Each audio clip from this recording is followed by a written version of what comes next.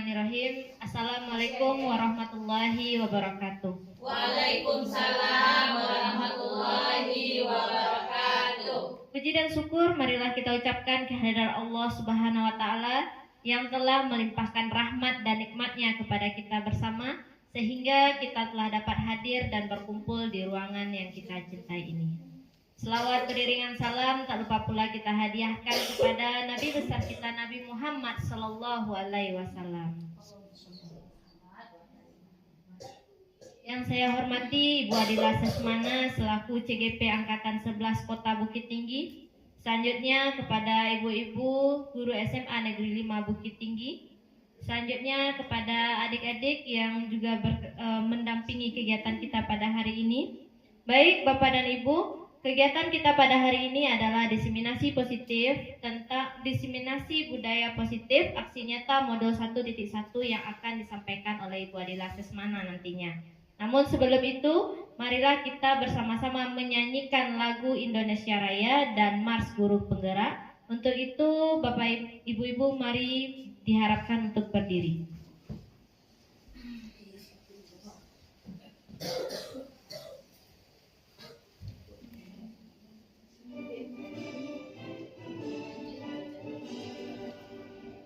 Indonesia tanah airku, tanah tumpah darahku.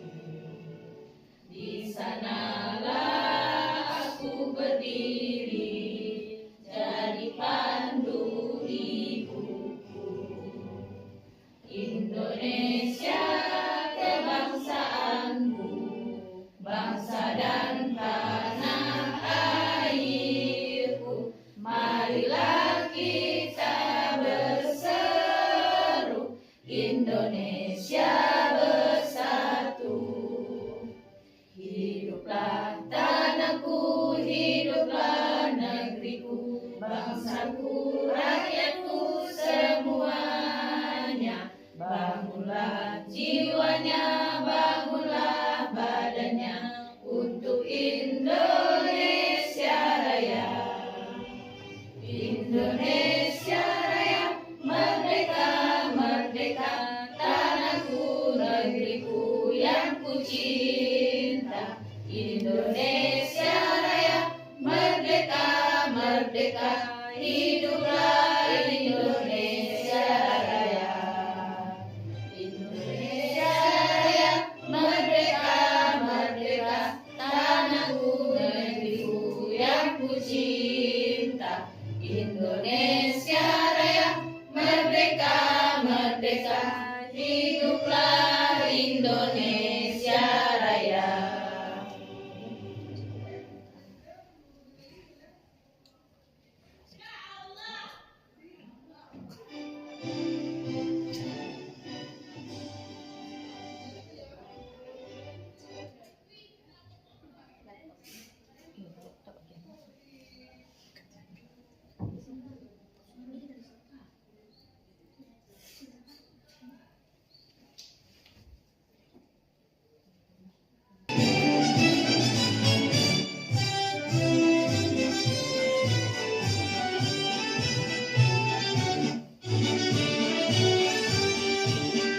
Bulatkan tekad, kuatkan hati, negeri ini memanggilmu kawan.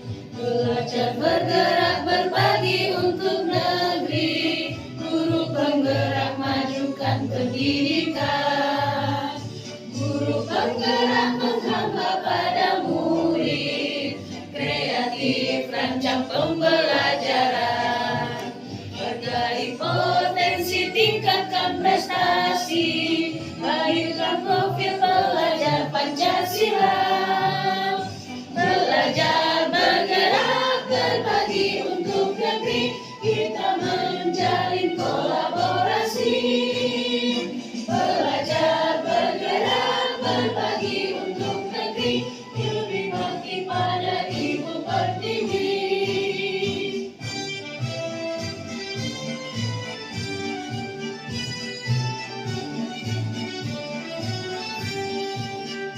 Bulatkan tekad, kuatkan hati, negeri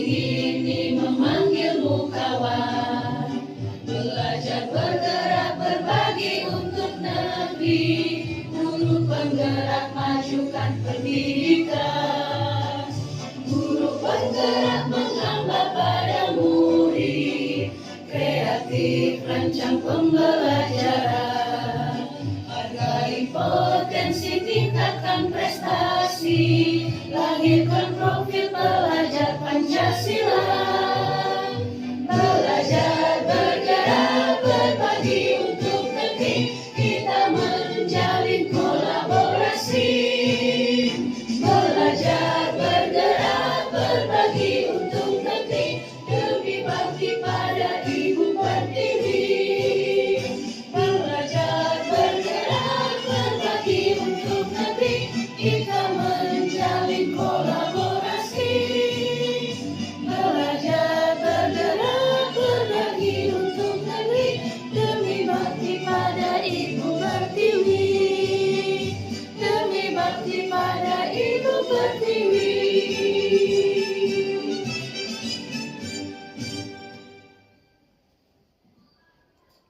Ibu dipersilakan untuk duduk kembali.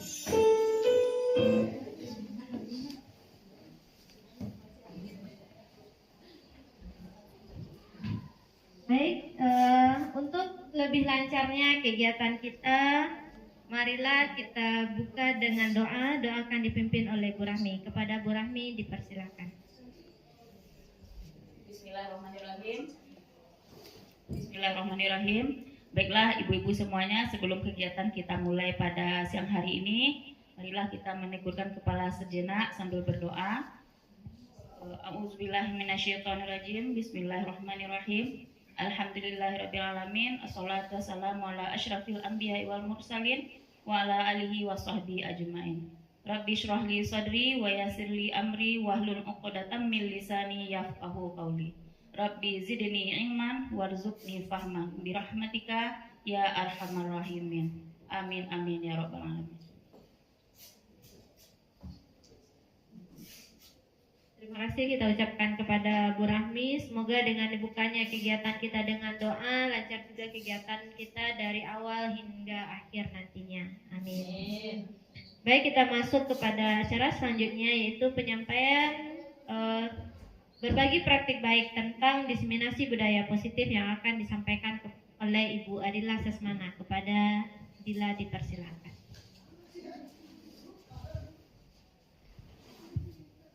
Bismillahirrahmanirrahim. Assalamualaikum warahmatullahi wabarakatuh. Waalaikumsalam warahmatullahi wabarakatuh. Terima kasih saya ucapkan kepada moderator yang telah memberikan waktu dan kesempatan untuk saya dalam berbagi kegiatan hari ini, yaitu mengenai diseminasi budaya positif. Yang saya hormati Bapak Ibu guru hebat SMA Negeri 5 Bukit Tinggi. Baiklah Bapak dan Ibu, agar lebih bermanfaatnya kegiatan kita hari ini, marilah kita mulai dengan membacakan basmalah. Bismillahirrahmanirrahim. Sebelum saya memulai kegiatan hari ini Bapak dan Ibu, saya ingin mengucapkan terima kasih terlebih dahulu kepada Bapak Ibu yang telah meluangkan waktu dan kesempatannya untuk datang dan hadir mengikuti serangkaian kegiatan yang nanti akan saya sampaikan. Pada kesempatan kali ini, saya hanya berbagi pemahaman kepada Bapak Ibu, tidak ada bermaksud untuk menggurui Bapak Ibu semuanya. Saya izin ya Bapak Ibu. Kegiatan kita hari ini yaitu mengenai aksi nyata modul 1.4, yaitu diseminasi budaya positif oleh saya sendiri, Adila Sesmana, CGP Angkatan 11 dari Kota Bukit Tinggi. Adapun tujuan dari kegiatan kita yaitu calon guru penggerak dan personil sekolah dapat berkolaborasi dalam menciptakan budaya positif di lingkungan sekolah. Nah, sebelum kita masuk kepada materi intinya Bapak Ibu, ada beberapa pertanyaan di depan yang nantinya akan kita bahas secara bersama-sama. Kita mulai dari pertanyaan pertama ya Bapak Ibu. Yang pertama yaitu, apakah makna dari budaya positif? Kemudian kedua, apa pentingnya menciptakan budaya positif? Dan yang ketiga, apa contoh penerapan budaya positif? Yang pertama, apakah makna dari budaya positif? Kira-kira jika kita sebut kata budaya positif, itu apa yang terlintas pada pikiran kita Bapak Ibu? Apa sekiranya maknanya? Ya, silakan Bu Rahmi.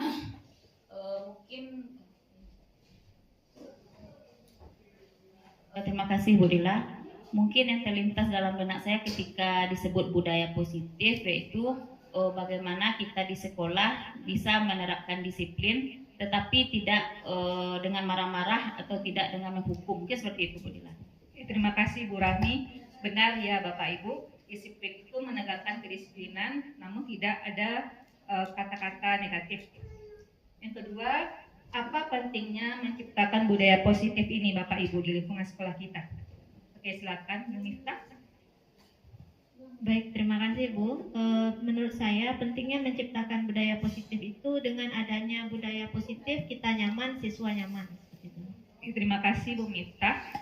Apa yang disampaikan oleh Bu Miftah juga benar ya Bapak Ibu. Apa tujuan kita, apa pentingnya menciptakan budaya positif? Tentu untuk menciptakan lingkungan keadaan yang nyaman dan aman untuk siswa peserta didik kita.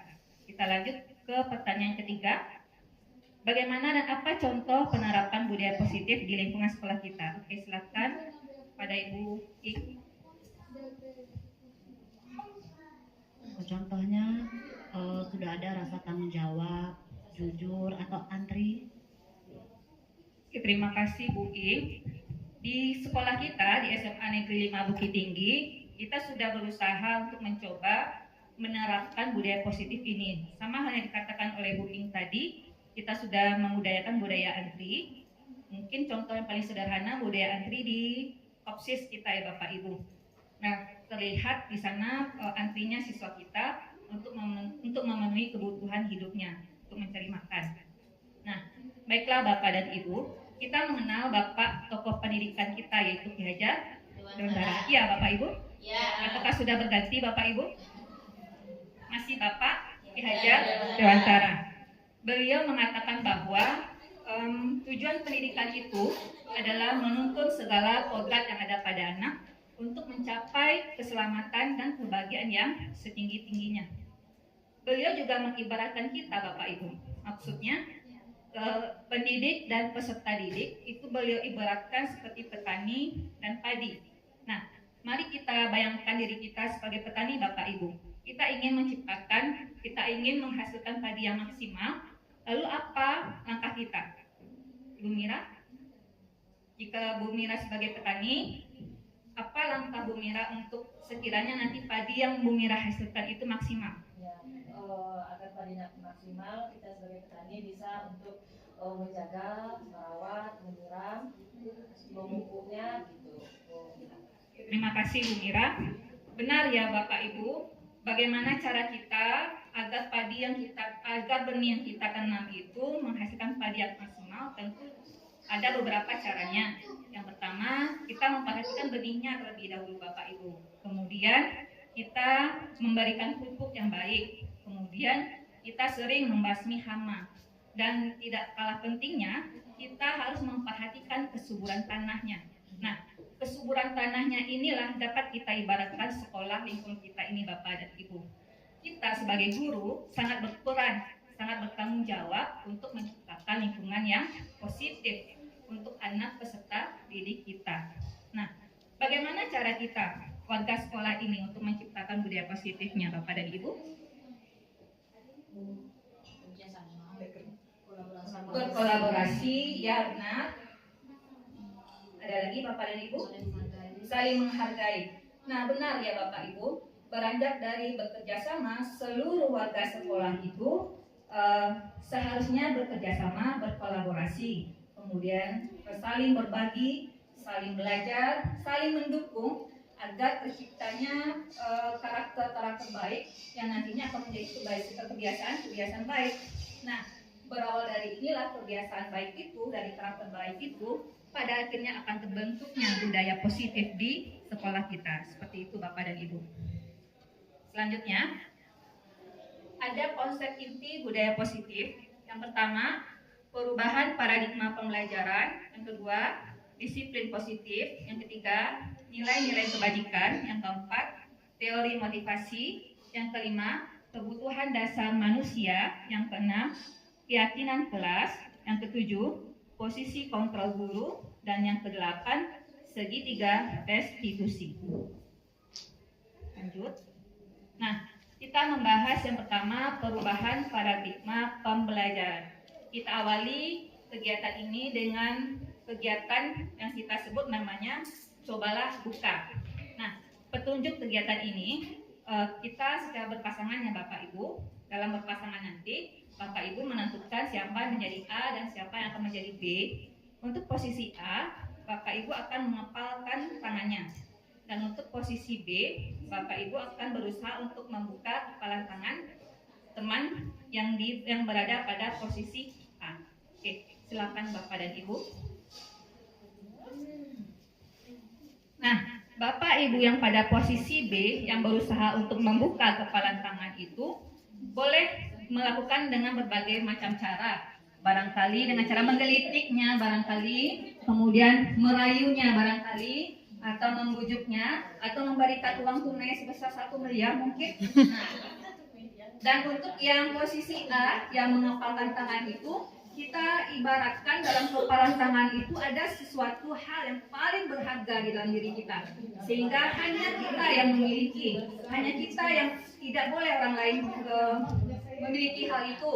Nah, coba lakukan praktekan Bapak Ibu. Bagaimana Bu I? Bagaimana Bu Mira? Oke, dari kegiatan tadi siapa posisi A yang kepalanya tangannya terbuka? Siapa yang terbuka? Adakah Bapak dan Ibu? Saya telunjuk.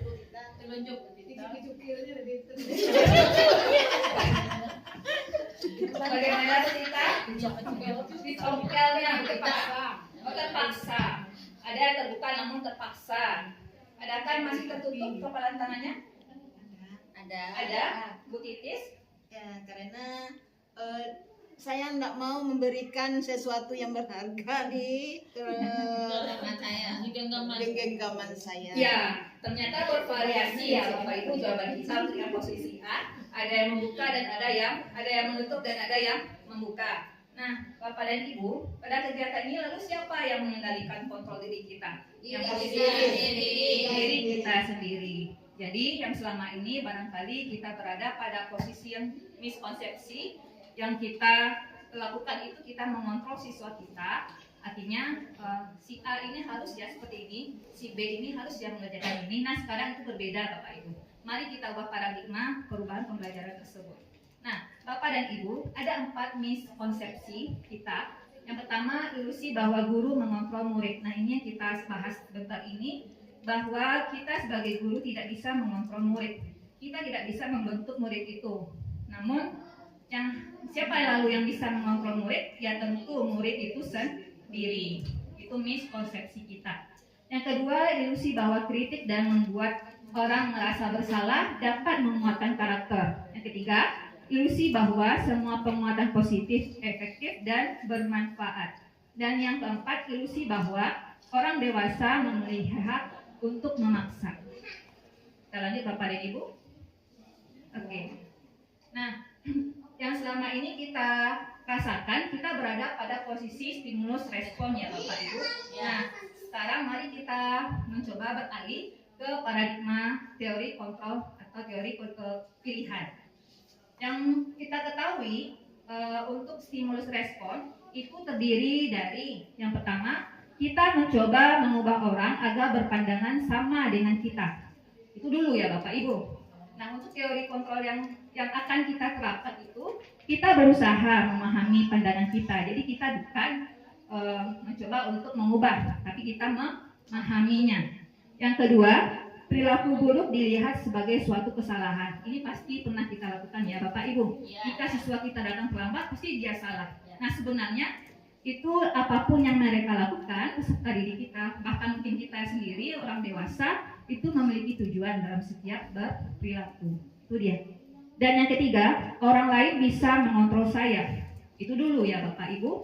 Nah sekarang hanya Anda itu kita, berarti hanya kita yang akan bisa mengontrol diri kita. Berikutnya, saya bisa mengontrol orang lain. Itu dulu ya Bapak Ibu. Nah, teori kontrol yang akan kita pakai, kita tidak bisa mengontrol orang lain. Selanjutnya, pemaksaan ada pada saat bujukan gagal. dan yang seharusnya kita gunakan kolaborasi dan konsensus menciptakan pilihan-pilihan baru. Dan yang terakhir, modal berpikir menang atau kalah. Ini mungkin kita rasakan seketika kita berhadapan dengan siswa, menyikapi persoalan siswa. Nah, kalau kita rasanya sudah bersinergi, mengeluarkan emosi-emosi, rasanya kita merasa menang ya Bapak Ibu. Lalu siswa kita melakukan ekspresi ya sudah menepuk kepala dan rasanya dia kalah. Itu dulu ya Bapak Ibu. Nah, kalau sekarang model berpikir kita yaitu menang. Kita lanjutkan Bapak Ibu. Ya. Nah, kita lanjut pada disiplin positif. Bapak dan Ibu, selama Bapak Ibu berprofesi sebagai guru, pernahkah Bapak Ibu merefleksikan diri itu bagaimana saya dalam berperilaku? Apakah perilaku yang saya lakukan itu berasal dalam diri saya atau paksaan orang lain?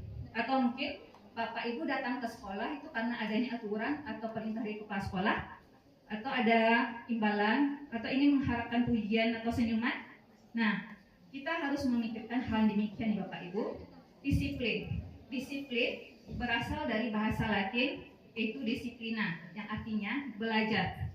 Disiplin mengacu pada diri yang memiliki tanggung jawab terhadap apa yang dilakukannya berdasarkan nilai-nilai yang diyakininya. Itu dari konsep disiplin. Namun budaya kita selama ini, jika kita mengatakan kata disiplin, yang terlintas di pikiran kita itu sebuah aturan ya Bapak Ibu. Sehingga kalau aturan yang terlintas, maka yang akan menjadi konsekuensinya itu ada sanksi dan hukuman. Jadi itu maknanya salah ya Bapak Ibu. Maknanya sebenarnya itu disiplin adalah belajar. Nah, lalu apa itu disiplin positif? Jika disiplin positif ini, bagaimana kita membentuk karakter siswa kita, mengontrol dirinya dengan berpedoman kepada nilai-nilai kebajikan. Itu dia. Dengan tujuan untuk menumbuhkan kesadaran serta memberdayakan murid tanpa imbalan dan penghargaan, ancaman atau hukuman. Seperti itu Bapak dan Ibu. Lanjut. Nah, nilai-nilai kebajikan. Nilai-nilai kebajikan sifat-sifat positif manusia yang merupakan tujuan mulia yang ingin dicapai setiap individu. Nilai-nilai tersebut bersifat universal dan lintas bahasa, suku bangsa, agama maupun latar belakang. Yang sesungguhnya kita sudah mulai menerapkan nilai ini Bapak dan Ibu pada kegiatan P5 kita. Yang tentunya kita menerapkan salah satu profil pelajar Pancasila. Ada berapa dimensi profil pelajar Pancasila Bapak dan Ibu? 10? 6. Apa saja itu Bu Yesi?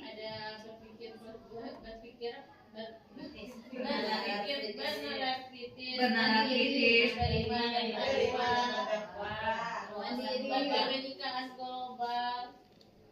gotong royong. Oke, ya terima kasih Bu Yesi.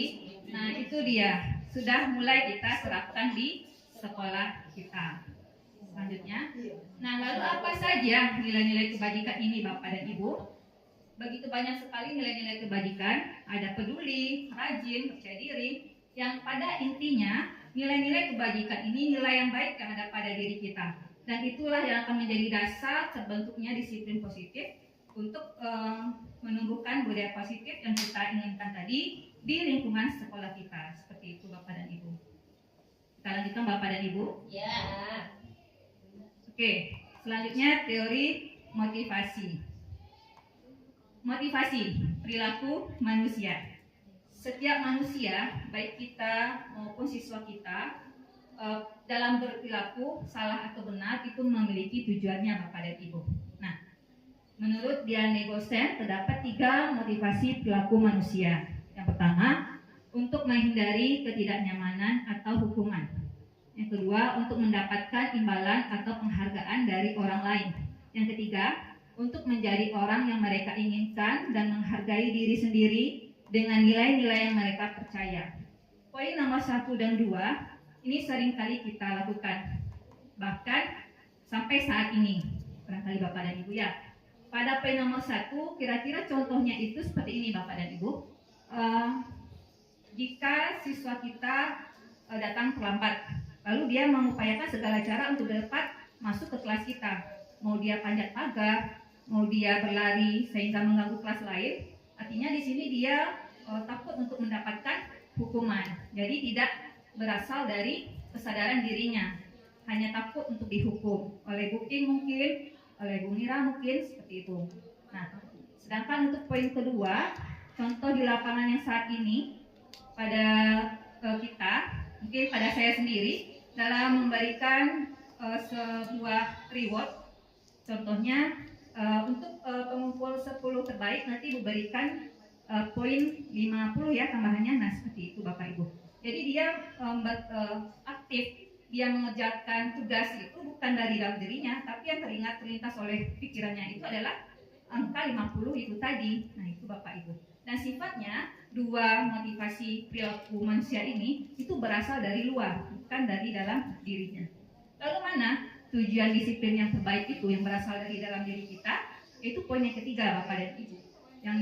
Yang kita menjadi orang yang mereka inginkan dan menghargai diri sendiri dengan nilai-nilai yang mereka percaya. Inilah motivasi yang sesungguhnya yang berasal dari kesadaran diri kita. Jadi motivasi ini berasal dari dalam diri kita yang disebut dengan motivasi internal atau intrinsik. Ya, silakan lanjutkan. Iya, sama Bu Rahmi. Kemudian kita memahami juga Bapak Ibu seperti yang telah saya sampaikan tadi, motivasi intrinsik berasal dari dalam diri murid dan atas kesadaran diri, dan ini berdampak panjang. Dia tidak akan berpengaruh kepada hukuman atau penghargaan. Lalu dampaknya itu murid akan tetap berperilaku baik karena mereka menjunjung tinggi nilai-nilai kebajikan. Seperti itu Bapak dan Ibu. Selanjutnya, kebutuhan dasar manusia. Ada salah satu kasus di sini, kita akan membahas kasus ini ya Bapak Ibu. Ibu Alia, guru kelas 2, sedang bingung menghadapi sikap Yogi muridnya. Yogi sering meminta bekal makan siang temannya secara paksa. Jika Anda menjadi Bu Alia, apa yang Anda lakukan? Lalu kebutuhan apa yang belum dipenuhi Yogi? Jelaskan. Nah, kebutuhan dasar manusia. Kita pahami makna kalimat ini ya Bapak Ibu, seperti yang kita katakan tadi, semua tindakan itu memiliki tujuan. William mengatakan bahwa kapasitas untuk berubah ada di dalam diri kita. Jika kita dapat mengidentifikasi kebutuhan apa yang mendorong perilaku kita, maka perubahan perilaku positif dapat dimulai dengan mencari solusi untuk memenuhi kebutuhan tertentu dengan cara yang positif. Tadi merupakan salah satu kasus yang mungkin pernah kita temukan. Ada lagi mungkin kasus yang lain pernah Ibu temui di dalam kelas, Bu Titis? Ada kasus yang lain Bu Titis? Mungkin ada Bu, itu mengenai anak yang sering terlambat datang ke sekolah. Sering terlambat. Ya.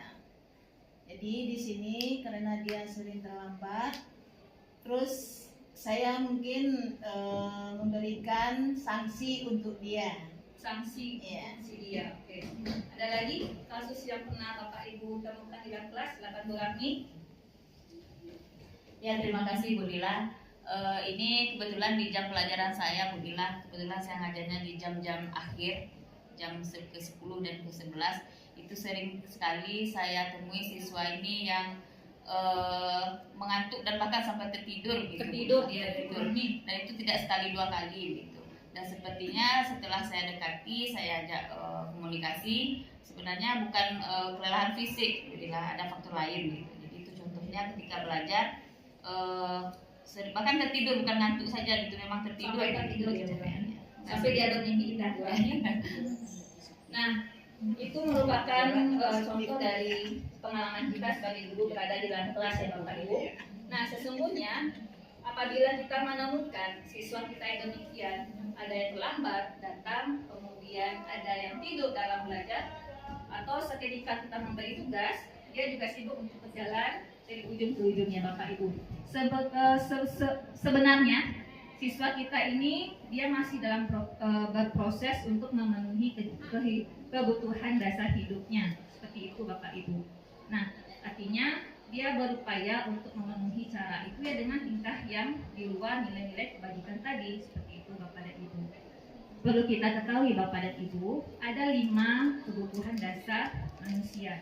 Yang pertama yaitu bertahan hidup. Kebutuhan bertahan hidup sesuai dengan nama jenisnya, ya kebutuhan yang memang untuk kita hidup. Seperti makan.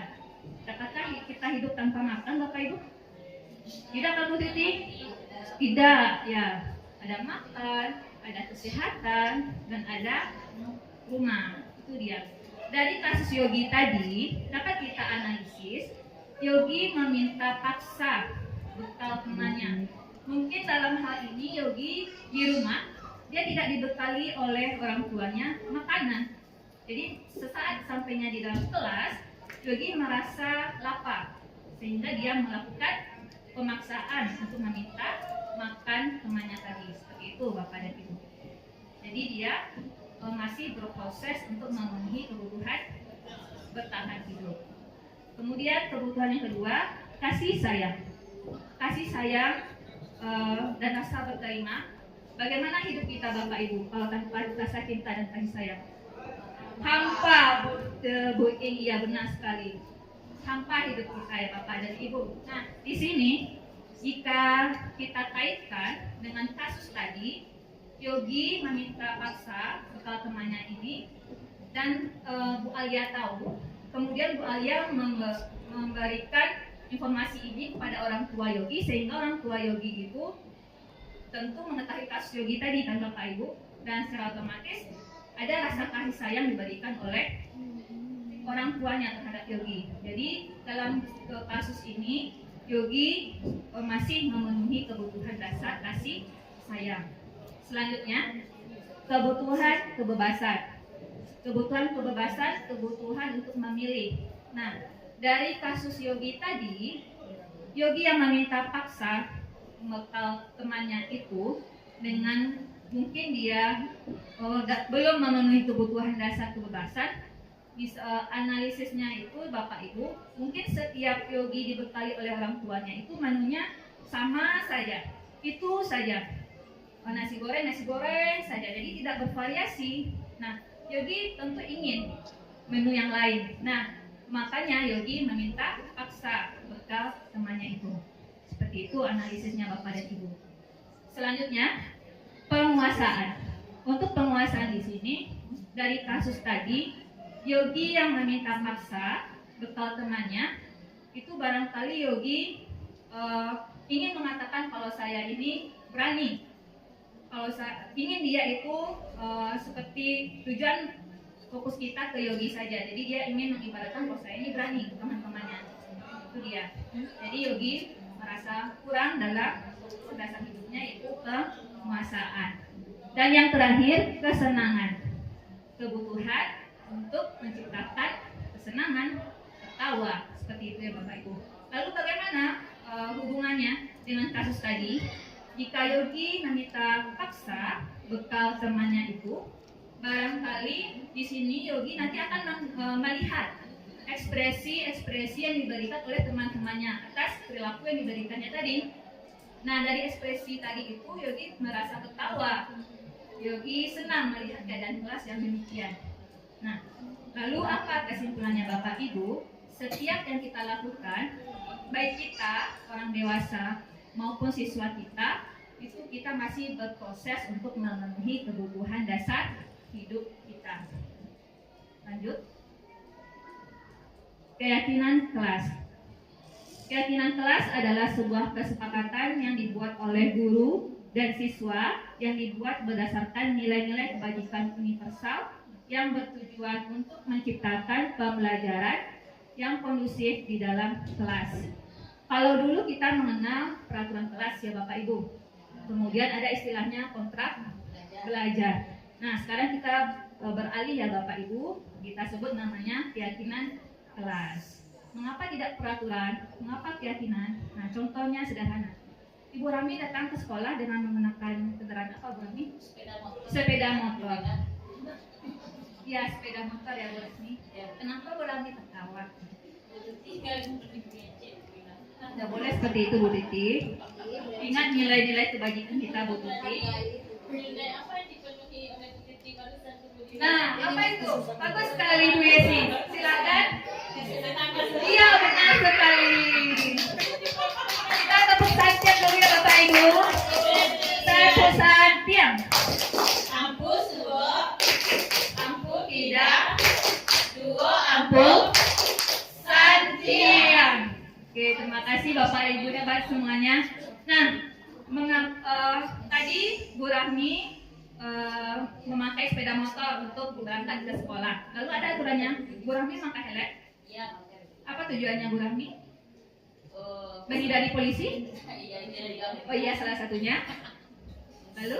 Dari biar tidak kena razia polisi. Ya. Sambil itu juga memberi contoh untuk murid-murid yang bermotor juga. Ya. Seterusnya untuk keselamatan. Nah, untuk keselamatan inilah poin pentingnya. Ya, tentu untuk melihat ke diri kita ya Bapak Ibu, untuk kita selalu dalam keadaan selamat sampai tujuan. Nah, itu dia keyakinan kelas. Oke, boleh Bu Rahmi. Kita berikan tepuk santiang lagi, Bapak Ibu silakan tepuk santiang. Ampu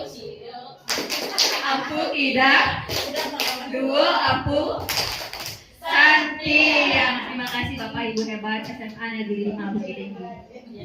Nah, baiklah Bapak dan Ibu. Jadi yang pada awalnya kita menyusun kontrak belajar, kita menyusun peraturan sekolah maupun peraturan kelas itu pada umumnya kita menggunakan kalimat-kalimat yang panjang ya Bapak Ibu. Nah, sekarang mari kita alihkan paradigma kita itu ya Bapak Ibu. Kita membentuknya tentu mengacu kepada nilai-nilai kebajikan. Jadi dari contoh tadi, kira-kira apa keyakinan kelasnya? Tentu keselamatan, seperti itu Bapak Ibu. Lalu bagaimana langkah kita dalam membentuk keyakinan kelas ini? Yang pertama, keyakinan kelas bersifat lebih abstrak daripada peraturan. Yang kedua, keyakinan kelas berupa pernyataan-pernyataan universal. Yang ketiga, pernyataan keyakinan kelas senantiasa dibuat dalam bentuk positif. Yang keempat, keyakinan kelas hendaknya tidak terlalu banyak sehingga mudah diingat dan dipahami oleh semua warga kelas. Keyakinan kelas sebaiknya sesuatu yang dapat diterapkan di lingkungan tersebut. Selanjutnya, semua warga kelas diharapkan ikut berkontribusi. Dan yang terakhir, bersedia meninjau kembali keyakinan kelas dari waktu ke waktu. Nah, jika dulu mungkin kita pernah membuat kontrak belajar, tidak boleh datang terlambat. Nah, panjang ya kalimatnya Bapak Ibu. Harus kita singkat, kemudian tidak ada kata tidak, negatif, tidak, dilarang, itu tidak dibenarkan. Lalu apa kira-kira menjadi untuk keyakinan kelas kita Bapak dan Ibu? Benar sekali, datang tepat waktu. Nah, itu dia. Lalu tidak boleh mencontek. Jujur. Berusaha mandiri, seperti itu. Tidak boleh berkata-kata kotor. Berbicara sopan. Tepuk santiang untuk Bu Ihsan. Tepuk santiang. Ampu tidak. Dua ampu santiang. Terima kasih Bapak dan Ibu. Selanjutnya, dan ini ada beberapa contoh peraturan. Selalu kembalikan buku ke tempatnya. Nah, kita ubah menjadi keyakinan kelas.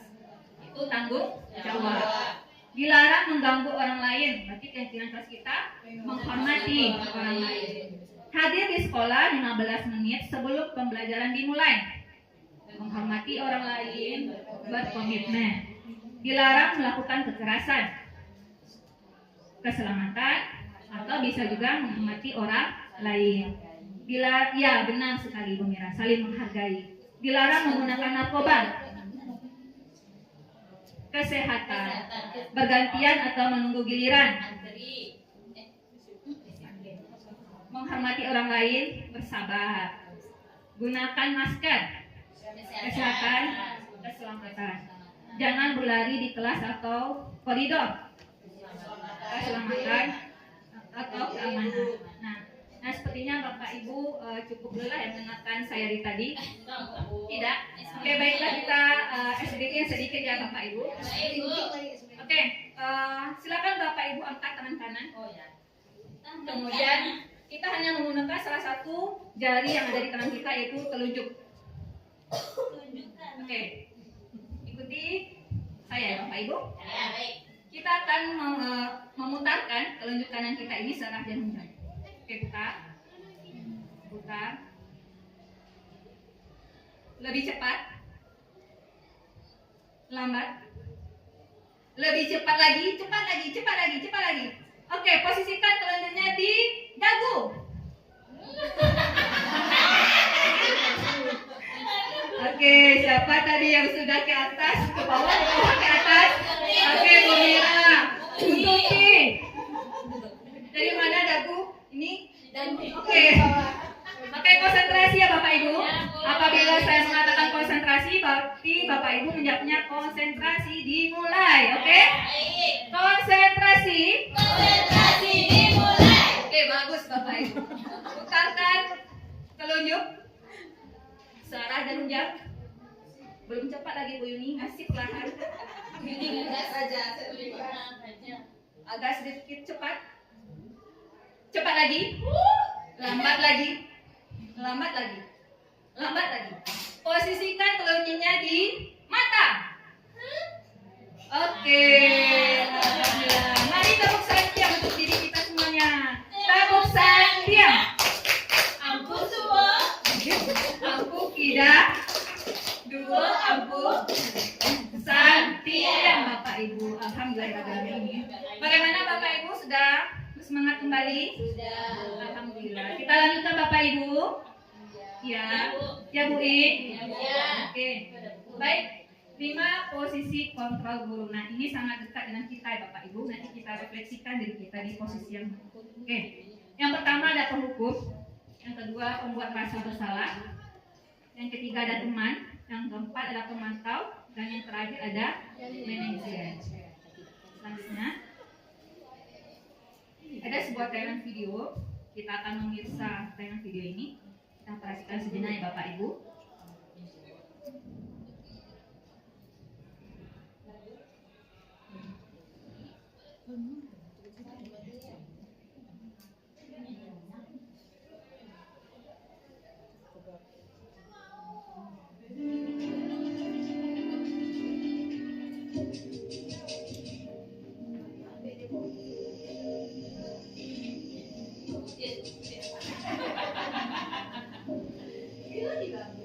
Naren, sini kamu. Selamat pagi Bu. Selalu terlambat. Kamu deh, pasti terlambat. Maaf Bu, saya Apa? Apa coba? Alasan kamu apa lagi? Kapan sih kamu tidak terlambat? Malas sekali ya kamu jadi anak. saya Dasar pemalas. Gak kapok-kapok sih kamu. Sudah berapa kali terlambat? Sana, kamu keliling lapangan basket 2 kali. kenapa saya harus keliling lapangan basket Bu? Kenapa? Kamu melawan ibu. Berani-beraninya jawab. Sudah terlambat, masih berani jawab pula. Sekarang, keliling lapangan basket 5 kali sekalian. Biar kapok. Cepat. Pergi sana ke lapangan basket.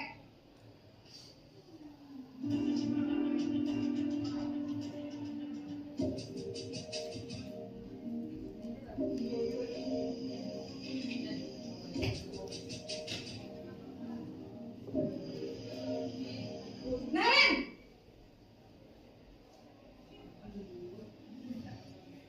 Selamat pagi Bu. Naren, kamu kenapa terlambat lagi, nak? Ya Tuhan, Naren, kamu senang ya bikin ibu susah ya? Kalau kamu terlambat lagi, nanti ibu yang ditegur bapak kepala sekolah, nak. Disangka ibu tidak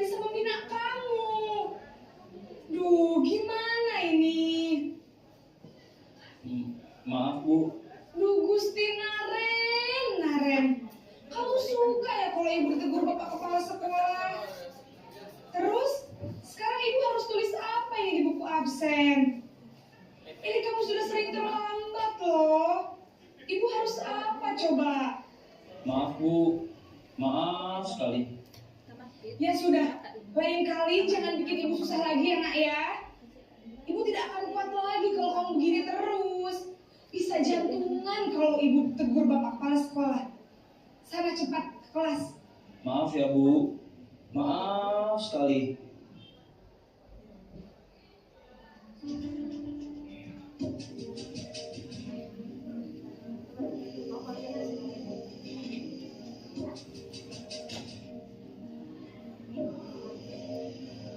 Naren!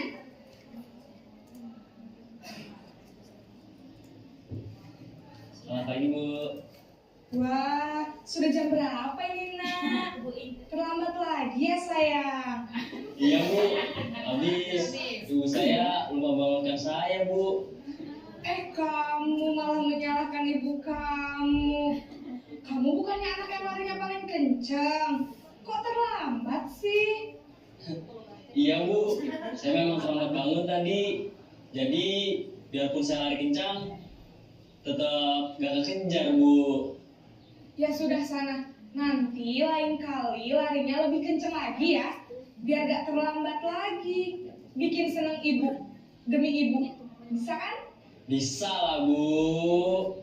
Ya sudah sana masuk kelas. Ibu beresin urusan absen kamu. Kamu ini ada-ada saja.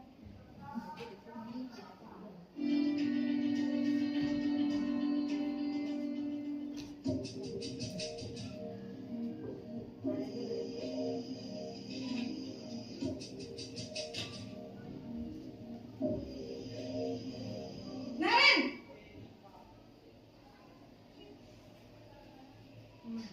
Selamat pagi Bu. Naren, apa peraturan sekolah kita tentang jam berapa kita harus masuk sekolah, nak? Kita harus di sekolah jam 7 Bu. Iya betul, sekarang sudah jam 7.20. Naren sudah tahu konsekuensinya jika terlambat hadir. Paham Bu. Saya harus tinggal kelas pas jam istirahat selama 20 menit. Iya benar, konsekuensinya demikian. Jadi nanti jam 9.30 pas istirahat, kamu harus tinggal di kelas, kerjakan tugas tambahan untuk ketertinggalan kamu, ya? Baik Bu.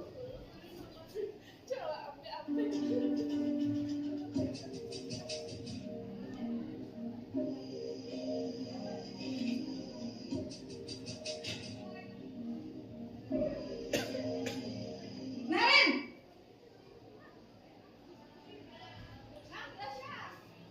Selamat pagi Bu. Selamat pagi Naren. Maaf Bu, saya terlambat. Iya, sekolah masuknya jam 7, sekarang sudah jam 7.20. Jadi sekarang bagaimana ini Naren? Maaf Bu, saya lupa setel alarm saya semalam. Baiklah, menurut kamu, keyakinan sekolah yang mana yang perlu kamu tingkatkan? Menghargai diri sendiri dan orang lain mungkin ya Bu. Setuju. Jadi, apakah Naren meyakini prinsip saling menghormati tersebut? Iya Bu, saya meyakininya.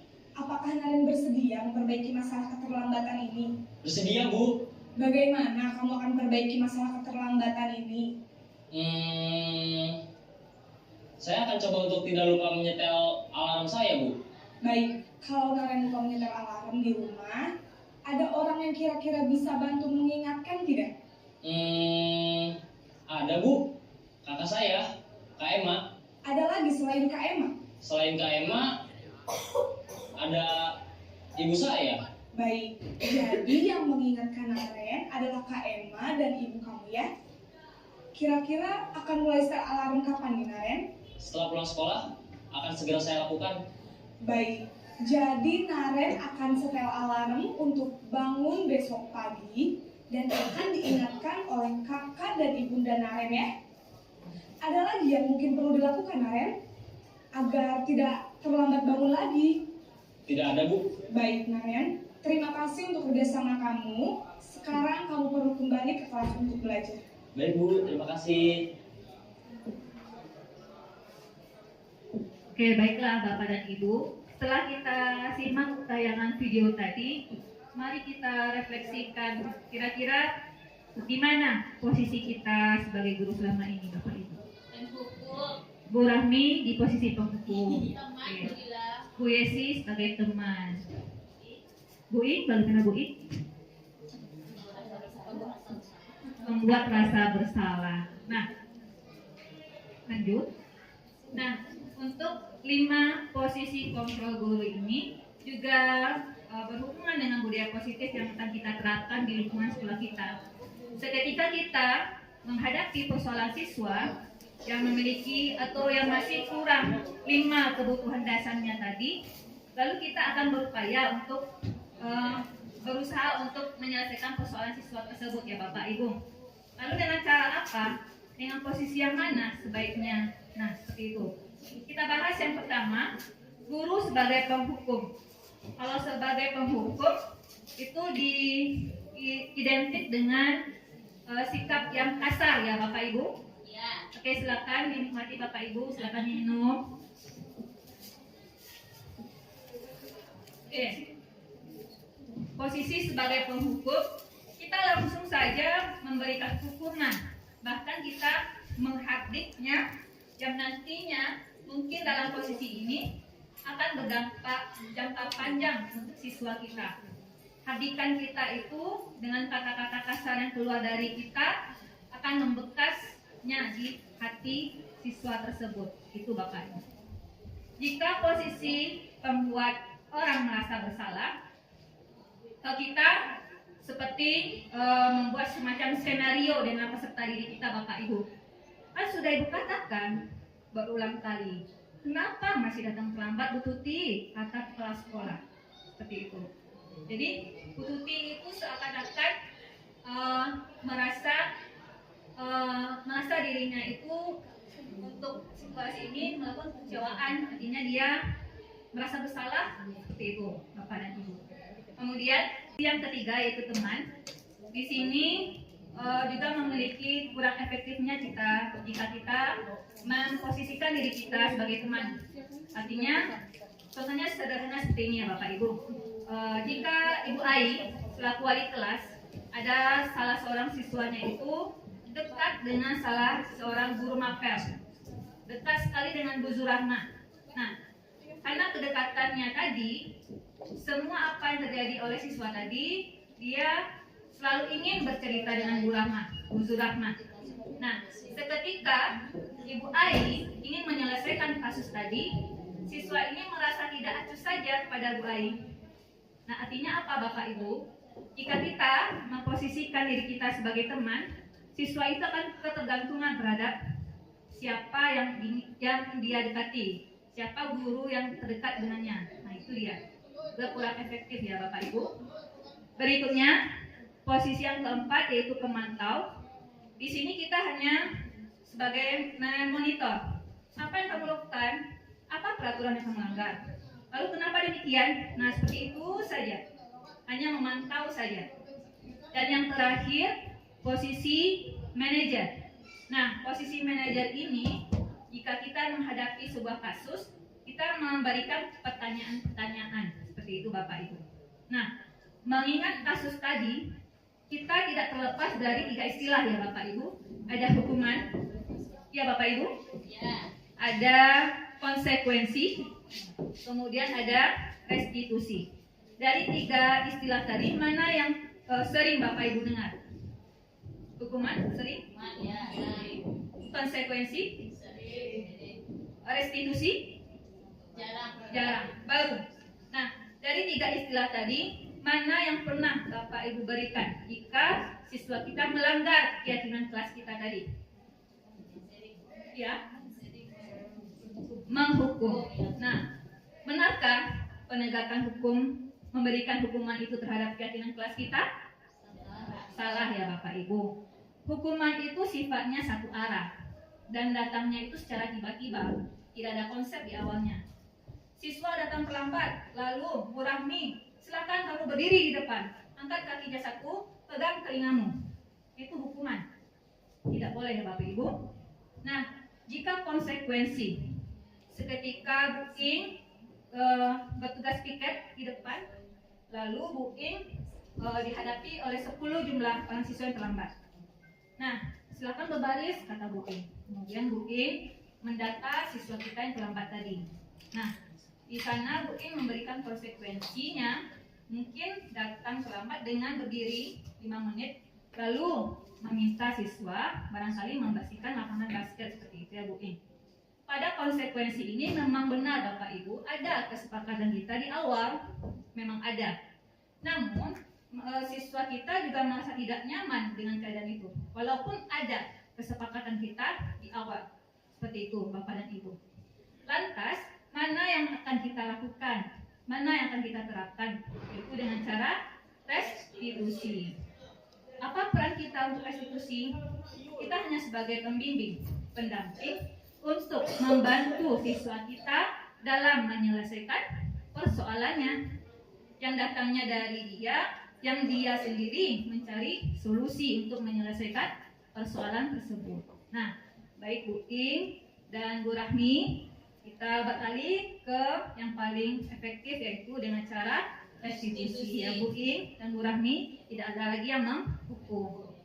Selanjutnya, contoh kasus di sini, tidak memakai sepatu sesuai aturan sekolah yang berlaku. Aturan sekolah kita apa Bapak dan Ibu? Warna sepatu kita hitam. Nah, kita dihadapi dengan kasus siswa tidak sesuai dengan aturan sekolah kita. Kalau kita berada di posisi penghukum, maka kita akan berbuat disuruh belajar tanpa sepatu. Wah, kejam sekali ya Bapak Ibu. Nah, itu posisi kita sebagai penghukum. Lalu apa dampaknya jika kita di posisi ini? Murid menjadi pendendam dan tidak menyukai kita. Itu ya. Kemudian, berapa kali Bapak Ibu harus mengatakan atau memberitahu kamu selalu mengecewakan ibu saja. Jadi, dengan kalimat ini intonasinya halus ya Bapak Ibu. Posisinya di sini pembuat rasa bersalah. Dampaknya bagi siswa, murid merasa bersalah, rendah diri, dan menarik diri dari lingkungannya, seperti itu. Yang selanjutnya, ayo dong ikuti aturan sekolah, tolong bantu Bapak Ibu ya, sekali ini ya sudah, tidak apa-apa. Lain kali jangan sampai berbuat seperti ini lagi ya. Nah, jika ini yang kita lakukan Bapak dan Ibu, kita berada pada posisi teman. Yang dampaknya itu bagi siswa akan ketergantungan. Dia tidak ada rasa percaya diri untuk menghadapi persoalannya. Jadi dia tergantung kepada kita. Kita temui sajalah guru Bu Zurahman tadi, mungkin beliau sering dan beliau mungkin akan memberikan solusi terbaik. Nah, seperti itu. Jadi tidak ada inisiatif siswa kita untuk menyelesaikan sendiri. Selanjutnya, kamu sudah melanggar peraturan sekolah. Kamu tahu konsekuensinya. Jadi lain kali jangan diulang lagi ya. Nah, jika ini yang kita perbuat Bapak Ibu, maka kita berada pada posisi pemantau. Artinya kita memonitor saja, kita bertanya, dan dampaknya bagi siswa, murid tidak sepenuhnya mandiri. Oke. Selanjutnya, apakah kamu tahu kesalahanmu? Kira-kira bagaimana kamu memperbaiki kesalahanmu? Nah, ini posisi guru yang seperti ini kita sebut dengan posisi manajer. Lalu apa dampaknya untuk siswa? Terciptanya identitas positif. Guru tidak emosional, tidak terlalu ramah, dan tidak marah, dan tidak bernada tinggi. Guru memberikan pertanyaan bermakna. Nah, itu dia. Jadi, dalam kaitannya dengan keyakinan kelas yang telah kita bentuk tadi, mari kita posisikan posisi kita di mana dari 5 posisi ini yang terbaiknya. Nah, dari pemaparan yang saya dapatkan selama saya mengikuti pendidikan guru penggerak ini, saya pribadi pun merasa saya juga salah memposisikan diri saya Bapak dan Ibu. Terkadang saya ada di posisi teman, kemudian saya juga ada di posisi penghukum, kemudian saya juga ada di posisi pemantau. Nah, sesungguhnya posisi yang paling ideal dan posisi yang paling terbaik itu Bapak dan Ibu adalah posisi manajer. Nah, jika kita sudah mengetahui hal ini dari Bapak dan Ibu, mari kita beralih ya Bapak Ibu Memang peralihan itu tidak mudah ya Bapak Ibu, namun butuh proses. Seperti itu Bapak dan Ibu. Selanjutnya, segitiga restitusi. Segitiga restitusi merupakan proses menciptakan kondisi bagi murid untuk memperbaiki kesalahan mereka sehingga mereka bisa kembali pada kelompok mereka dengan karakter yang lebih kuat. Itu dia, segitiga restitusi. Nah, langkah-langkah segitiga restitusi yang pertama ada menstabilkan identitas. Kita stabilkan dulu identitas siswa kita tadi. Kita tanya, kemudian apa persoalannya. Nah, setelah kita stabilkan tadi, lalu kita keluar dari zona amannya. Kita lanjut ke langkah yang kedua. Kita lakukan validasi tindakan yang salah. Kita tanya ke siswa kita, apa persoalan yang kamu lakukan. Nah, jika itu sudah disampaikan oleh siswa kita, mari bersama-sama kita cari solusi dengan mengaitkan kasus yang telah diperbuatnya tadi dengan keyakinan kelas yang telah kita bentuk sebelumnya di awal pembelajaran.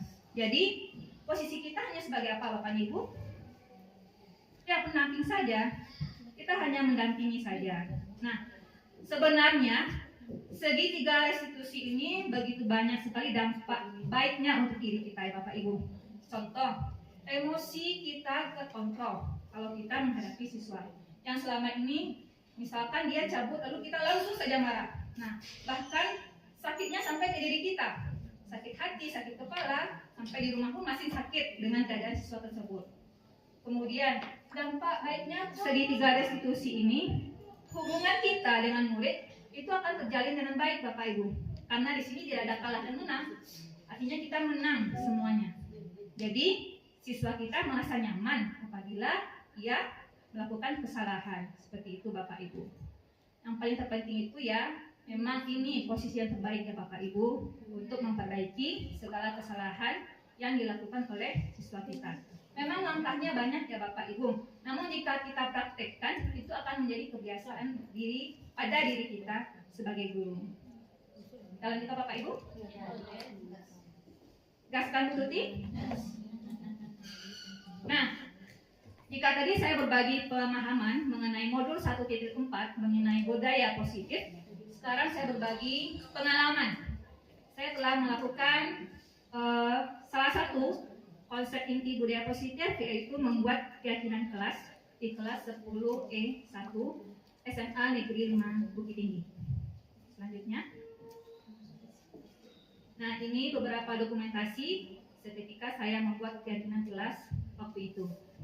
Selanjutnya, yang kedua, saya juga sudah berusaha menerapkan bagaimana perlakuan saya terhadap kasus yang saya hadapi.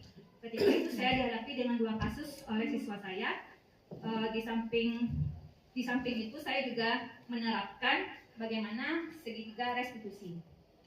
Selanjutnya, kasus yang pertama saya selesaikan dengan konsep segitiga restitusi, yaitu siswa cabut dalam pembelajaran matematika. Jadi pada ketika itu saya menjadi wali kelas, kemudian ada laporan dari guru bidang studi, nama siswa kita bernama Nabil itu cabut pada mata pelajaran beliau. Lalu saya melakukan penyelesaian persoalan ini dengan menggunakan segitiga restitusi. Selanjutnya, oke, ini dalam bentuk buku ya Bapak Ibu, nanti kita putar videonya lebih yang lain lagi. Lanjut. Kasus yang kedua, siswa tidak membuat tugas pada mata pelajaran bahasa Indonesia. Sama halnya dengan siswa tadi, saya juga mendapat laporan dari guru bidang studi, lalu saya menyelesaikan persoalan itu dengan menerapkan segitiga restitusi. Seperti itu Bapak dan Ibu. Selanjutnya, nah ini ketika itu Bapak dan Ibu. Selanjutnya, nah ini saya sudah mengumpulkan beberapa data yang mana ternyata SMA Negeri 5 Bukit Tinggi itu sudah berusaha, sudah berupaya untuk menerapkan budaya positif. Nah, apa saja bentuk budaya positif yang telah kita terapkan di sekolah kita ini Bapak dan Ibu? Yang pertama kita melakukan sholat zuhur berjamaah di lapangan sekolah kita. Itu budaya positif kita. Kemudian budaya positif kita pada kegiatan pagi hari, siswa kita membaca Al-Quran, dan setelah itu kita mengumpulkan infak. Itu budaya positif kita. Kemudian budaya positif kita yang selanjutnya, sikap siswa jika sudah datang ke sekolah, karena dia menghormati gurunya, maka dia akan bersalaman dengan gurunya. Seperti itu Bapak dan Ibu. Oke. Bagaimana Bapak dan Ibu? Oke. Baiklah Bapak dan Ibu, demikian pemaparan saya mengenai diseminasi budaya positif di lingkungan sekolah SMA Negeri 5 Bukit Tinggi. Sebelum saya tutup, ada sebuah pantun Bapak Ibu. Berpantun satu dua. Boleh Bu Dila berpantun Bapak Ibu? Boleh, Bu. Kalau salah jangan tertawa ya Bapak Ibu. Nah, saya memangnya. Belajar Bapak Ibu. Biru laut seperti kolam. Cakep. Cakep. Ikan paus pandai menyelam. Cakep. Dari lubuk hati yang paling dalam, Cakep. izinkan saya mengakhiri presentasi ini dengan salam. Assalamualaikum warahmatullahi wabarakatuh. Baiklah, saya serahkan kembali kepada moderator. Alhamdulillahirrabbilalamin. Terima kasih kepada Bu Dila yang telah menyampaikan diseminasi budaya positif yang sangat luar biasa ya Ibu-Ibu. Ya. Nah selanjutnya kita buka sesi tanya jawab. Samping untuk Bu Dila. Boleh. Boleh. Kita kasih Bu Dila Tapua Santia. Ampu suwo, ampu kida, duo ampu santia. Yang juga untuk Bapak Ibu semuanya, Bu Gita. Ya, apresiasi yang sangat luar biasa kepada Bu Dila. Mari kita buka sesi diskusi Bapak Ibu. Siapa? Ya silakan Bu Tuti.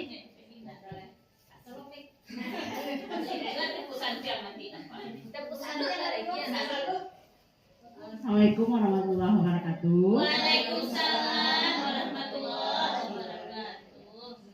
Jadi dari pemaparan Bu Dila tadi saya tertarik mengenai materi teori motivasi. Nah, jadi idealnya itu kan teori motivasi itu yang berasal dari dalam diri siswa. Tapi kenyataannya seringkali kita dihadapkan dengan kondisi siswa yang boleh dikatakan tidak ada motivasinya dari diri dia sendiri.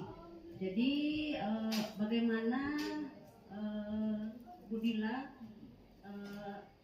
atau apa namanya tipsnya supaya motivasi intrinsik itu bisa keluar dari dalam diri siswa, itu Bu Dila.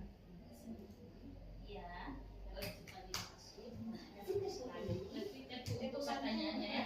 Pertanyaan sih dulu kita. Ya, terima kasih kepada Bu Tuti terkait teori motivasi. Nah, ini ya Bu Tuti, slide ini. Oke. Ada lagi Bapak Ibu? Ada lagi, kita jawab dulu. Jawab dulu. Kita jawab. Kita jawab dulu. Oke, silakan Ibu Dina. Baiklah Bu Tuti, saya akan berusaha untuk menjawab pertanyaan dari Bu Tuti. Namun sekiranya jawaban ini sedikit tidak pas, saya juga meminta nanti bantuan untuk Bapak Ibu hebat yang lainnya jika ingin berkenan menambahkan pendapatnya. Baiklah, untuk pertanyaan Bu Tuti tadi, bagaimana tips kita menciptakan motivasi yang timbul dari dalam diri siswa kita? Tips kita barangkali mungkin yang terlintas pada pikiran saya saat ini Bapak dan Ibu, coba di awal pembelajaran kita memberikan sebuah tayangan video yang menceritakan bagaimana orang tuanya itu mencari nafkah untuk memenuhi kebutuhannya. Seperti itu dulu yang terlintas. Kemudian tentu kita akan memperhatikan apa reaksi dari siswa kita tadi Bapak dan Ibu.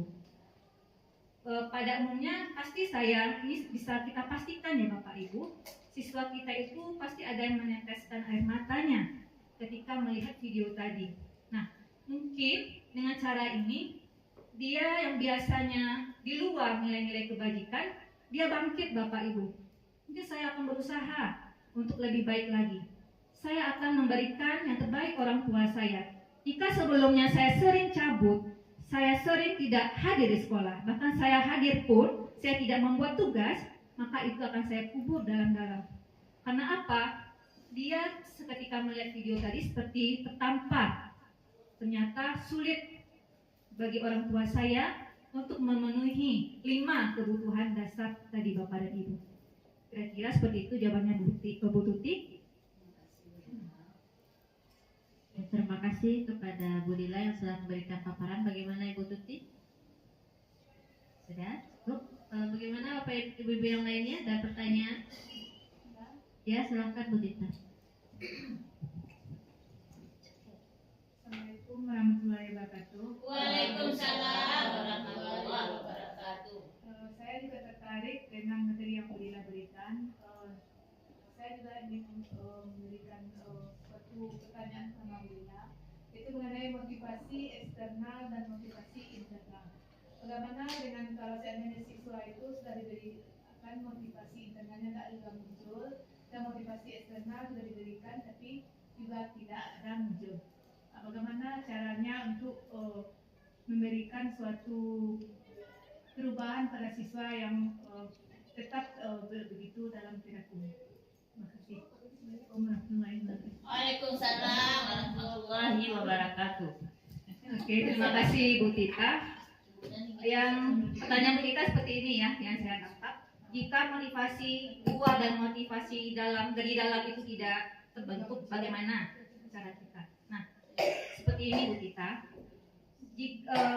Sebenarnya Bapak dan Ibu, sesungguhnya untuk motivasi dari luar ini bisa untuk memunculkan motivasi itu bisa kita beranjak dari motivasi luar. Namun yang sesungguhnya ini tidak sesuai dengan kaidahnya. Tapi tidak apa-apa, kita beranjak dulu dari hal yang sederhana.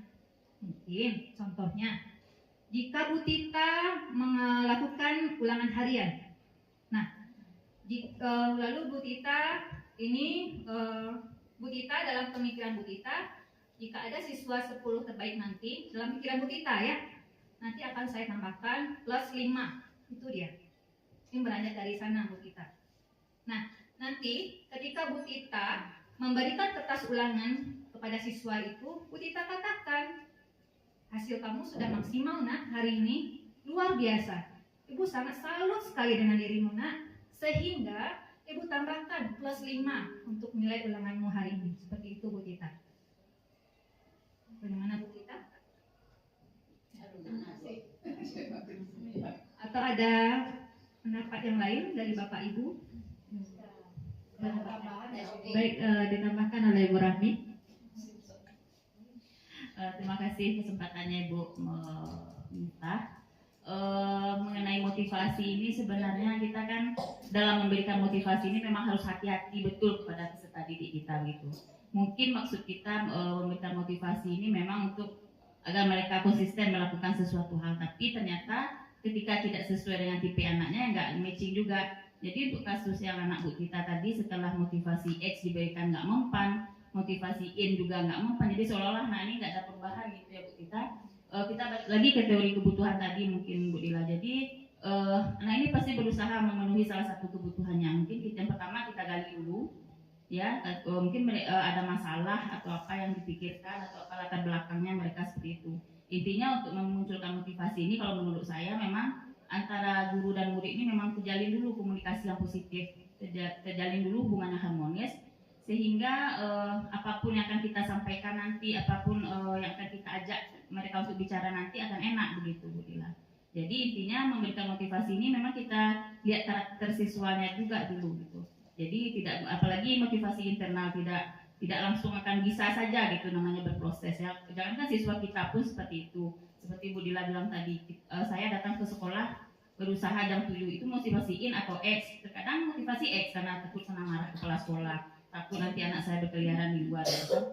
Tapi dengan posisi kita sebagai guru tadi, kita tetap setia mendampingi mereka mengingatkan lagi menyadarkannya lagi, mungkin dengan memberikan kisah-kisah inspiratif lainnya, mungkin itu bisa merespon agar motivasi internal ini muncul. Yang jelas sekecil apapun usaha kita untuk membangkitkan motivasinya, tetap harus kita sesuaikan juga dengan tipe anak kita masing-masing. Itu terima kasih Bu. Ya, terima kasih kepada Ibu Rahmi yang telah menambah tanggapan Ibu Dila. Sedikit izin menambahkan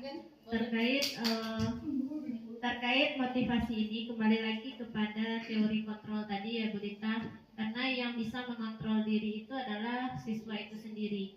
Baik kita berikan itu motivasi intrinsik atau ekstrinsik, hanya bisa membantu mendorong, tetaplah yang mengendalikan adalah si anak itu sendiri. Benar yang dikatakan Bu Rahmi tadi, kita tidak bisa semata-mata memberikan motivasi begitu saja. Kita perlu untuk mendalami dulu si anak ini, kebutuhan apa yang ingin dipenuhinya. Tentu kita kalau seandainya dengan si anak kita tidak bisa berkomunikasi dengan baik, kita juga bisa berkolaborasi dengan orang tuanya atau dengan temannya. Kira-kira apa sebenarnya yang menjadi permasalahan dari anak ini sehingga apapun yang kita berikan itu tidak berdampak bagi dirinya. Nah, mungkin berarti anak ini butuh bimbingan yang lebih, butuh perhatian yang lebih gitu.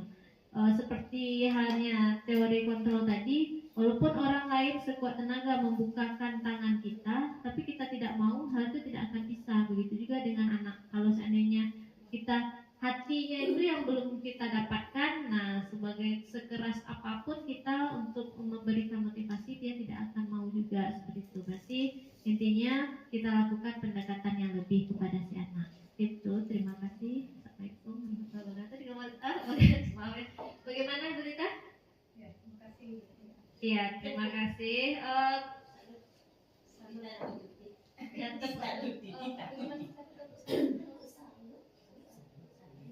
Oke, tepuk salut untuk kita bersama yang dipimpin oleh Ibu Rahmi. Silakan Bu Rahmi. Tepuk salut. Salut, salut. Salut, salut. Salut. Oke, luar biasa Bu Rahmi. Nah, pertanyaan selanjutnya mungkin dari Bu Yesi, silahkan. Boleh. Oke, terima kasih kesempatannya Bu Miftah.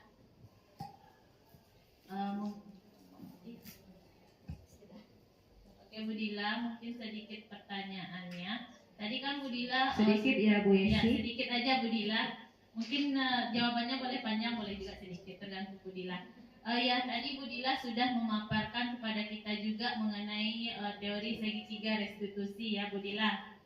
Nah, di mana tadi di segitiga restitusi ini mulai kita dari memvalidasi, menstabilkan, apalagi gitu ya, ada 3 tadi ya Bu Dila. Nah, kira-kira ketika kita menghadapi anak, bolehkah di antara 3 langkah itu tidak berurutan? Kalau tadi ada langkah pertama 1, 2, 3 dari Bu Dila, apakah boleh kita langkaui dulu misalnya yang tahapan ketiganya gitu? Mungkin itu saja pertanyaannya Bu Dila, terima kasih.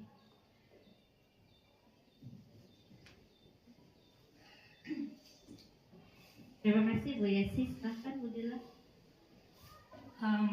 Pertanyaan dari Ibu Yesi, apakah boleh langkahnya itu tidak sesuai dengan urutannya?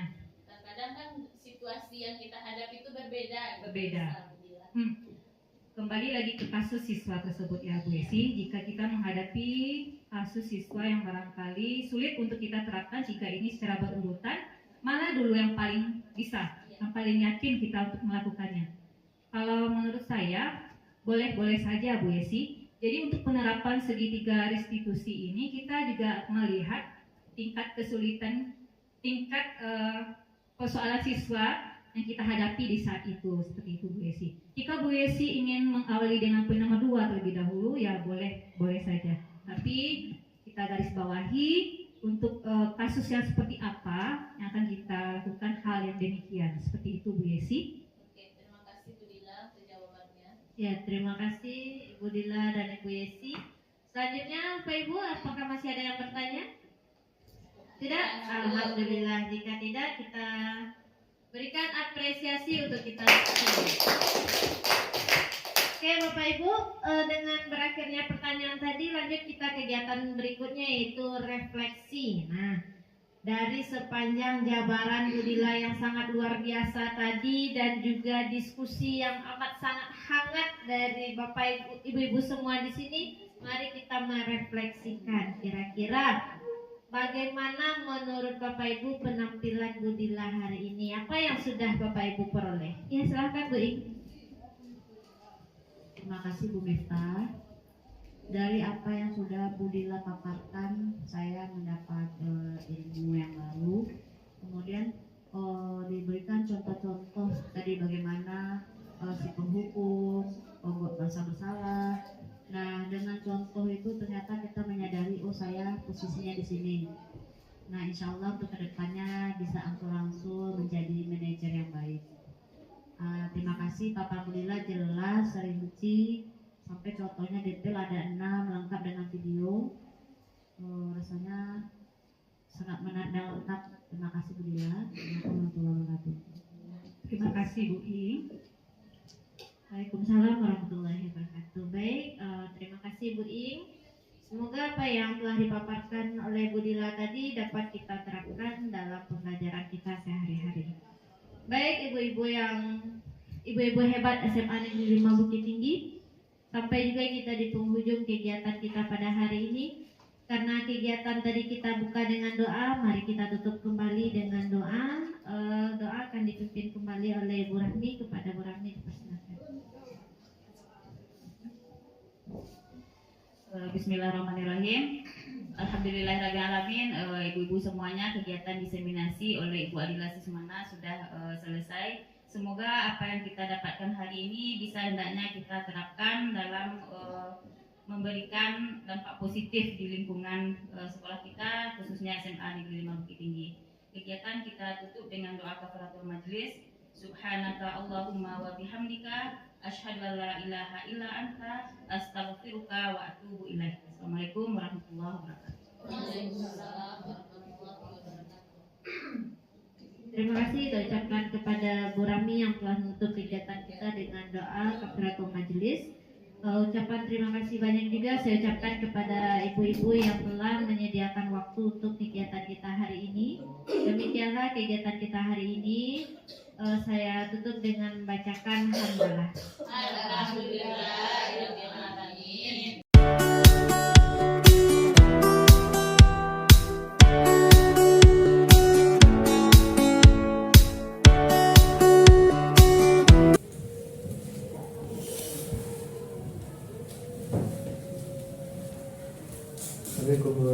Waalaikumsalam Nabil, silakan duduk Nabil.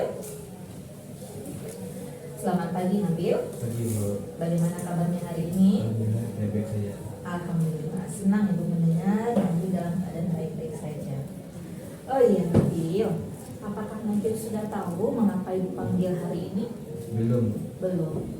Jadi seperti ini Nabil, Ibu mendapat laporan dari guru bidang studi matematika kita yaitu Bu Anggi bahwa Nabil cabut pada mata pelajaran beliau. Mengapa itu bisa terjadi, Nak? Iya Bu, Nabil hanya pergi bermain ya. Kemana Nabil bermain dengan teman-teman? Nabil pergi ke sekolah.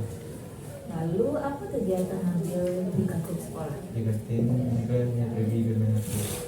Oke, Ibu memahami sekali Nabil. Setiap manusia pasti pernah melakukan kesalahan. Kira-kira apa manfaat dari kegiatan itu Nabil? Tidak ada. Tidak ada. Lalu bagaimana Nabil bisa cabut pada mata pelajaran matematika? Nabil menjadi kalau itu sudah. Oke. Nah sekarang kita berbicara mengenai keyakinan kelas kita ya Nak, yang telah kita sepakati di awal pembelajaran. Apa saja keyakinan kelas kita tersebut Nabil? Datang sekolah ke waktu, mengikuti pelajaran dengan baik dan tidak bolos sekolah. Ya benar sekali. Lalu apakah Nabil sudah melakukannya? Belum. Belum. Apa yang terjadi ketika itu Nabil? Ketika jam pelajaran ketika kemarin Nabil terlambat Bu, sehingga Nabil malu untuk sekolah. Oke, Ibu sangat menghargai segala kejujuran Nabil. Nah, Nah, sekarang mari kita bicarakan bagaimana cara kita untuk menyelesaikan hal ini agar tidak ada lagi keyakinan kelas yang hampir langgar. Apa yang akan Nabil kalau bijaksana? Nabil akan berusaha untuk tidak bolos lagi dan mengikuti pelajaran dengan baik. Oke, bagus sekali. Ibu sangat suka rencana Nabil tersebut. Ibu besar harapan ibu untuk Nabil dapat berubah. Jika Nabil masih ada persoalan atau ada hal yang diceritakan, jangan ragu ya untuk menghubungi ibu ya nak. Nah, sekarang masih ada hal yang ditanyakan nanti? Nah, jika tidak ada, silakan kembali ke kelas untuk melanjutkan pelajaran hari ini. Baik, terima kasih Bu. Sama-sama Nabil. Baik Nabil, alhamdulillah kita sudah melaksanakan serangkaian kegiatan dari segitiga restitusi. Sebelumnya dijelaskan. Jadi dalam kegiatan segitiga restitusi ada beberapa hal yang akan kita kerjakan. Pertama itu menstabilkan identitas, yang kedua memvalidasi tindakan yang salah, dan yang ketiga menanyakan keyakinan kelas. Nah, setelah kita mengikuti serangkaian kegiatan tadi, bagaimana perasaan Nabil? Nabil sangat mensalahkan hati nasihati setelah berbicara dengan Ibu Titi mengenai perilaku Nabil yang takut dalam pelajaran matematika. Dengan berbagi cerita dengan Ibu Titi, Nabil dapat mengevaluasi diri Nabil untuk lebih baik ke depannya dan tidak akan menambah peraturan sekolahnya. Jadi begitu besar sekali manfaat yang kita peroleh dari serangkaian kegiatan segitiga restitusi ini anak. Terima kasih Nabil atas tanggapannya. Silakan kembali ke kelas.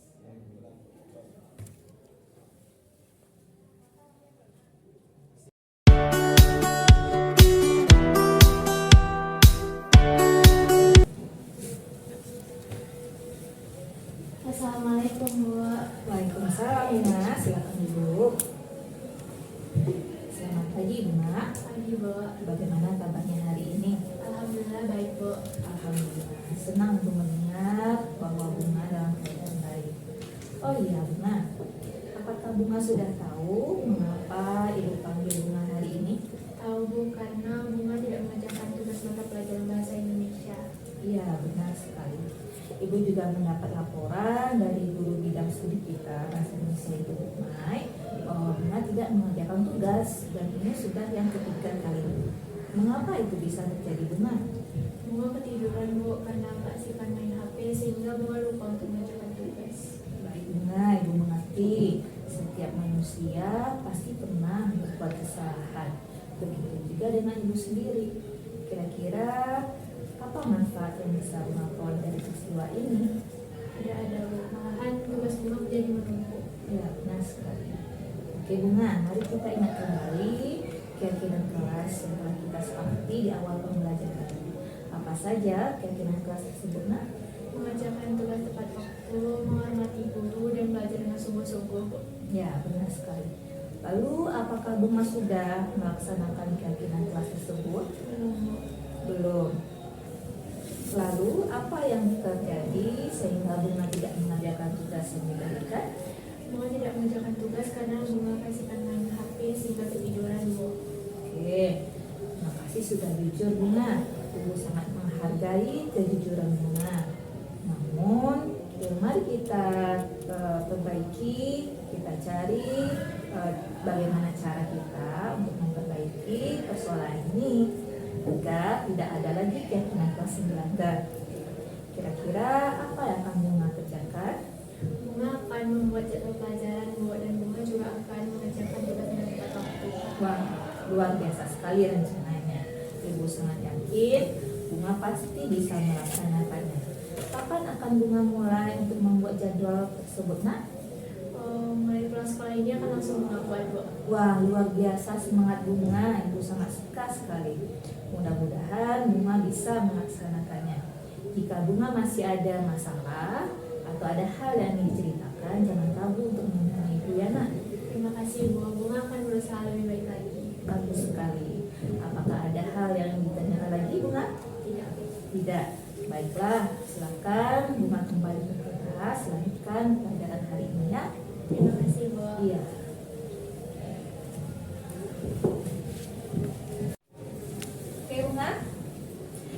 Alhamdulillahirrahmanirrahim, kita sudah melakukan serangkaian kegiatan. Jadi tadi itu namanya kegiatan segitiga restitusi. Nah, dalam segitiga restitusi ada 3 poin penting. Yang pertama, menstabilkan identitas. Yang kedua, memvalidasi tindakan yang salah. Dan yang ketiga, menanyakan kegiatan ikhlas. Nah, bagaimana perasaan Bunga setelah kita melalui serangkaian kegiatan tadi, Nak? Bunga merasa senang dan sangat lega setelah bercerita dan ada soal Bunga yang tidak mengerjakan tugas lebih dari 2 kali. Bunga dapat menjadi lebih percaya diri untuk mengerjakan tugas tepat waktu dan dapat mengevaluasi diri untuk menjadi lebih baik lagi. Alhamdulillah, ini ternyata sangat besar sekali manfaat yang kita peroleh dari serangkaian segitiga restitusi tadi, Nak. Oke, terima kasih Bunga. Silakan kembali. Waalaikumsalam warahmatullahi wabarakatuh.